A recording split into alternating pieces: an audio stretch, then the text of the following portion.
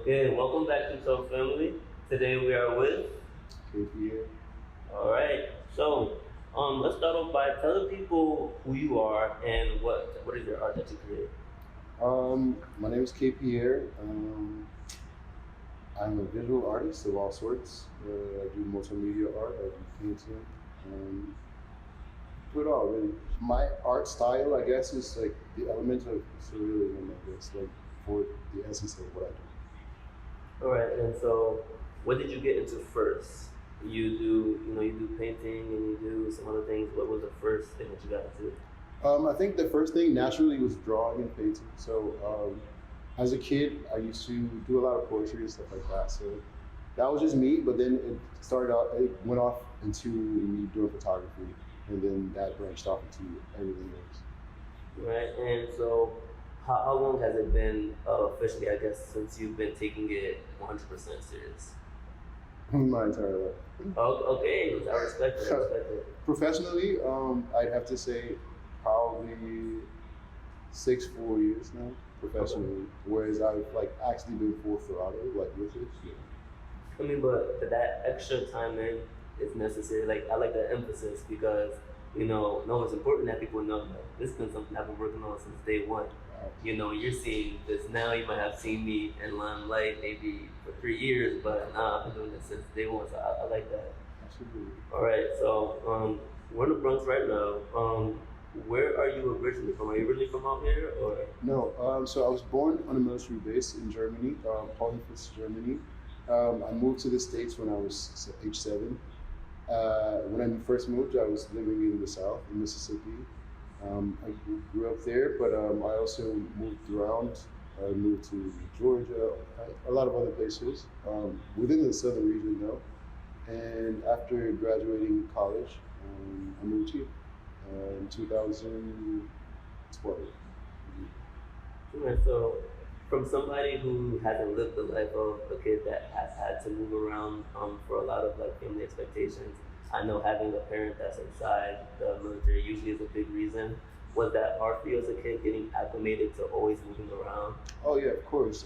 I remember having to move every 6 months as a kid, and I never had the chance to like settle down and like actually get like the social pulse of the communities around me. So I kind of grew up, I guess, isolated. Looking back at it, I didn't realize it growing up, but I guess it's why I consider myself an artist now, because I was so used to, accustomed to like going inwards, being inside myself and expressing myself comfortably, because that's all I knew was my own world. Right, and so as an artist, I know usually you want to try to portray your environment inside your work, those influences. Do you feel as though the places that you live have influenced some of your art? I think more so. I'm more influenced by the places I will never be able to live in my art.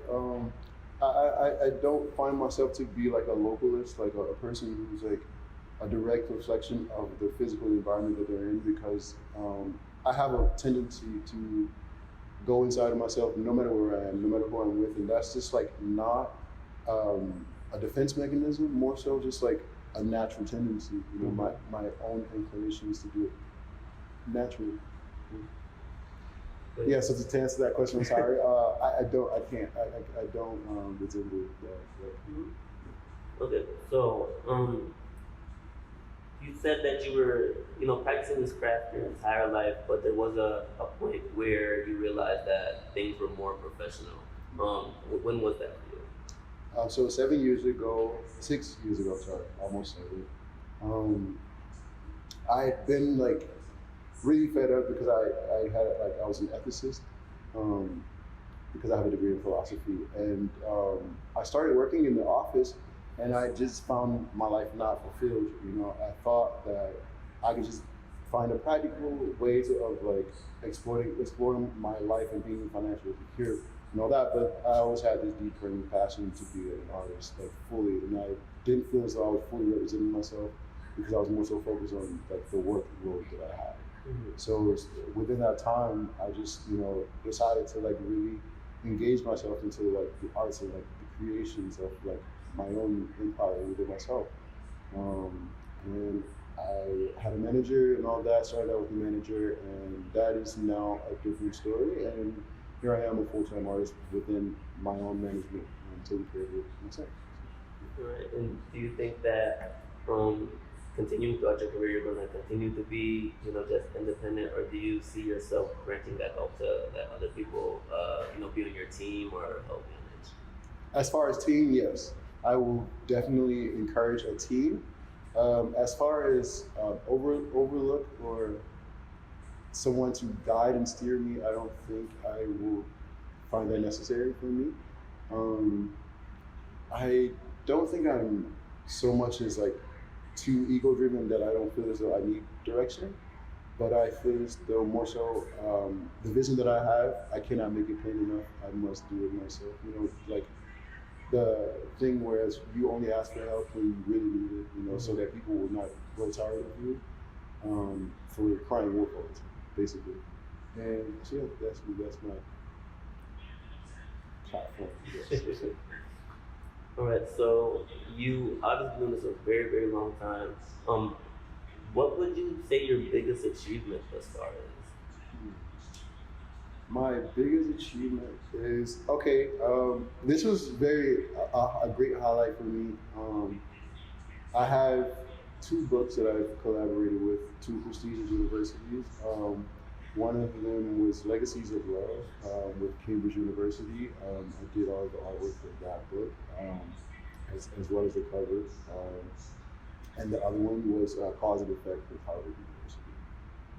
Yeah. Okay, so I know that sometimes you're invited to these big events. I saw that you were just now at Latex Ball. Mm-hmm. Can you talk about what Latex Ball is and how was that event for you? Okay, so the Latex Ball is just like an underground Vogue scene for people of color, mostly Black people, primarily Black people. And I got the opportunity to basically do the filming of the interviews. Shout out Tia, with Tia Talks. And it was like a really profound experience because you get to see people in our community who advance themselves through the art of dance and fashion and just overall the carrying of themselves in a very distinguished way. And I love it. It was amazing.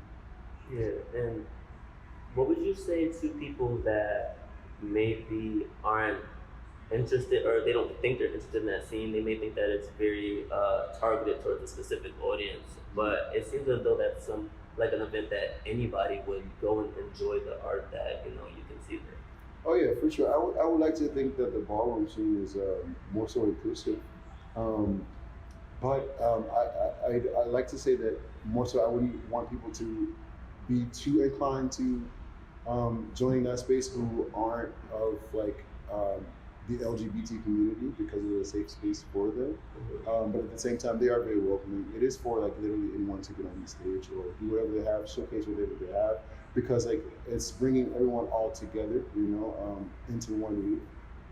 It's just finding that healthy balance of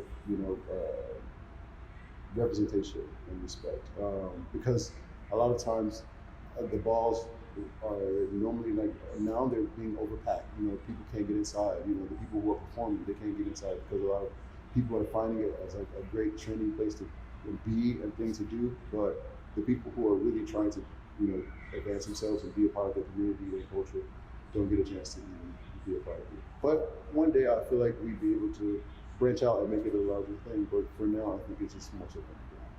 And I think that everybody deserves to have their inner community, their safe space. For sure. And I understand that. So you talked about how when you were growing up and you would make these paintings and things, mainly with your family. Do you feel as though you received the support full way through from friends and family, or you had times where you felt like that support wasn't there?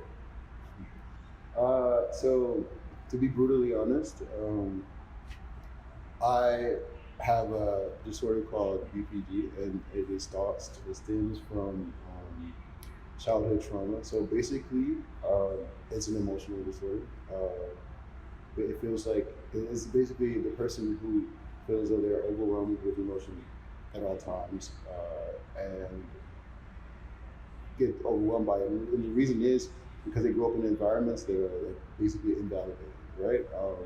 And so like in order to appease themselves because they can't like escape that environment, what they do is they try to observe like every nuance of what's going on in the environment, the energy and the household, and it becomes like their identity, you know, to make sure that they're one step ahead of everyone in there, to make sure that everyone else is like okay without checking on themselves first, you know. So that said, I did grow up in a very like invalidating environment, home. Both my parents were very like driven. They excelled in everything. You know, perfect parents, beautiful parents. Like as far as like taking care of me, protecting me, all that, perfect. You know. But as far as their ideals were to go, they were very stern, firm. You know, if I were to, I was a straight A student, granted, but if I were to ever come home with a B, I would for sure like be scolded. But not only that, like things would be taken away from me. Like so, I had like high expectations in my own. Like even though I'm shaking, just like thinking about it, it's just like very crazy. You know, like the pressure that like I had on me. But it did shape me into becoming the person that I am today, even though sometimes I do slide, because I do wish I could see what it feels like to just be carefree and release within the bounds of expectations, you know? So, yeah. But as far as friends go, I think I was very selective with a good amount of group of friends because even when I experienced the things that I did experience, I always had like one or two people to like latch on to. Like if I were to even just be able to call them, you know? So yeah, that was that. Thank you for getting into that. I know that, talking about some of those topics is, very hard sometimes. So thank you for getting into that. Um, on a different note, you kind of hinted at a lot of the things that motivate you, but just to state it more clearly, what would you say is your biggest motivators to keep on going?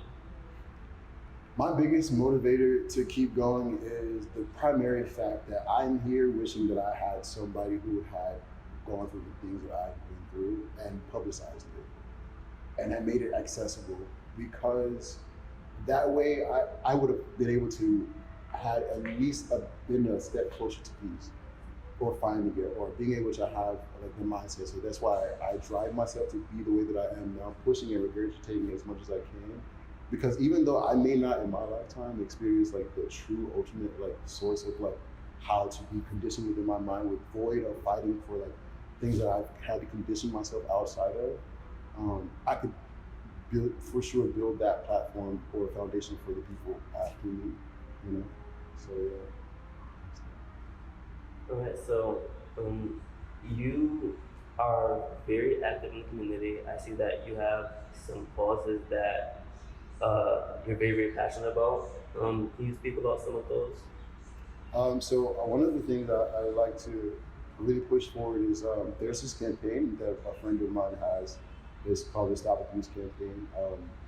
So I love to advocate for interpersonal violence, especially for the disparate youth. And I like to try to like push myself to like be active in the community as much as I can, even if it's like to like give out food with a company, at Rutland Park or something, and try to be active and show that I can do something within my time. Yeah, because like I'm very like busy-minded person, so like when I get outside of my own little world, I like to like be a part of this one. So that's that on that part. But I also like to advocate for mental health. I've done some walks with like groups like organizations like NAMI, and for people with BPD, I try to advocate for like peer groups sessions like that they do online. Also, like I just like to push for any kind of social cause, really. So yeah, that's just anything that is geared towards like sustainability and humanitarian works and endeavors. Like I'm for it. I'm all for it. you know, and I try to push for it. Those are my main causes, you know, mental health and also at the highest. Mm. So I feel that it seems as though to me that you're very firm in your identity. You know who you are, and I know for some people finding out who they are and maybe coming to terms with who they are is kind of very hard. So like was that always easy for you? Like like okay, this is like who I am, and now I'm going to move forward and make that be like my face. Like I want people to know who I am. So I would say I've never had to find my identity. I had to start rejecting it. I got to a point where I found myself overwhelming to others. So I tried to dull myself down. I tried to dumb myself down. I tried to acclimate to society. I tried to be a part of society. And I thought that being a part of society was not being myself because that myself wasn't a part of society. And that's where like I try to advocate for people because I want people to feel that their self-expression is not a part of society. And in order for them to be a part of it or to be prominent even in it, they have to adhere to a certain set of rules and conditions and standards, you know. So even I do sometimes, I teeter to an extreme viewpoint on that stance, but at the same time, like, I think in order for any change to happen, it has to be first radical, you know? And so that's why my viewpoints do tend to be extreme when it comes to like self-expression, because I felt that personally, and I wouldn't want anyone to ever have to imprison themselves that way, because I feel like we all have this one grand chance to be on this earth, you know, and why not seize every opportunity that we do have? And you know, I love to fantasize about what's happening next in the next world, but I'm here now. This is what I know. I'm sure of this life, and I must experience it. I'm not gonna sit and wait on the next time to try to like really or truly be myself. You know, no, like I got this chance. I have every tool at my disposal, so why not do it? So. Nice. So, what advice do you have for people that are maybe just now getting started off and they are fearful or just don't know how to really get into their craft? You know, they feel as though they have that calling, but there's that fear that maybe I won't be successful. What do you have to say to those people? I feel as though success is only on the opposite end of effort. So I feel as though if you have a vision or a dream and you feel you have the wherewithal and you can test it and see that you have the wherewithal to do and go for it, go for it. Give it your all. Give it your everything, because why not? Like, if you distract yourself with, oh, I got to do this, or this has to be in place, or that has to be set a certain way, or it has to look like this or that, then you won't get anywhere, but you will be a very great idealistic person because you'll know what it could look like, but you will never be able to be practical enough to do it. And the only way to get to that point is to really just be like, all right, I will give it my all. If this means like my family's gonna reject me, I'm gonna give it my all. If this means like I will be homeless for a year or two, I'll go for it. I wouldn't want to push that extreme on anyone, but that's the cost of the dream. The cost of the dream is your all, no matter what the situation is. Okay. Thank you so much for sitting down and speaking with me. I really feel like you said so many things that's important for people that are, just now getting into the industry, and just for people that maybe not even, have a craft that they're pursuing. I think a lot of the things that you said is just important for people that may not know themselves yet, and maybe are fearful of pursuing that because they're afraid of what people on the outside are going to say. I always think that it's very important speaking with somebody, again, that's very firm in who they are, and they're very rigid. It's like, no, this is who I am. This is, accept me or not. Either way, this is who I am. And so, last thing, just tell everybody where they can find you on social media. I know you also sell clothing. Where can they find your clothing? So you can literally find me anywhere online. KPierre photo. That's literally KPierre photo. Like, It's spelled out. Screen, right? Yeah, let's spell it out. All right, cool. And so yeah, I'm there.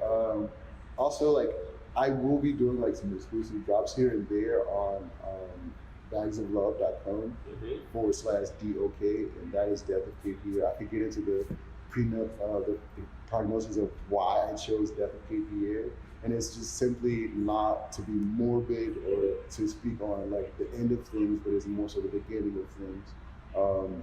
It's the finding of my identity. That's the Death of KPierre, because as my statement goes, I was growing up in the state of normalcy, hoping to become one day the president of normalcy, but then one day I, out of nowhere, metaphorically died, and then the people wondered where I was, but I was not who I once was. It was normal, and they couldn't identify who I was because I didn't seem the same way that I was. So that's my brand. Listen, once again, thank you so much.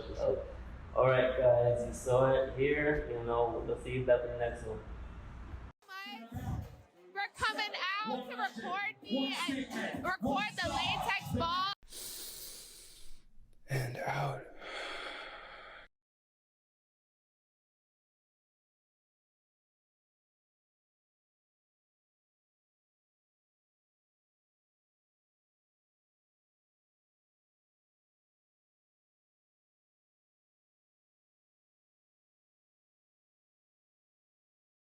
All right, welcome back, guys. We got another one today. I'm super excited for this interview. We are with Alana. So let's start off by telling everybody a little bit about yourself. A little bit about me. I am a musician. I'm a model. I'm a songwriter. I've done reality TV, Love Island USA, season 1. So I do a little bit of this, do a little bit of that, but overall, I'm just a creative, and I enjoy to create. I enjoy creating things. I enjoy performing, and having a good time. All right, and what came first? Did music come first? Did you model when you were younger? How did that start? So how it really started was I would do like a lot of like internet skits and stuff like that. So I started my like creative process and creating videos and YouTube videos and things like that in that way. And then in high school, I was given the opportunity to start modeling. So I started doing that. While I was modeling, I was able to meet people for music, because what was happening was I was always just writing songs, no beats or nothing, just clapping my hands and like, making music. And then I decided for my birthday, I was like, oh, I'm going to like perform one of the songs that I wrote. I did that, and people actually liked the song. And the producer who made the song, I remember he was just like, you ever thought of a career in singing? And I was like, no, I don't think anybody would listen to me. And he's just like, I don't think that. And then when I played the song at the party, I was like, maybe this could work. So I was able to link up with some different producers and just started making music and just focusing on like writing good songs. And from there, it just kept going. And then in college, I just continued performing, continued with it, and now even still.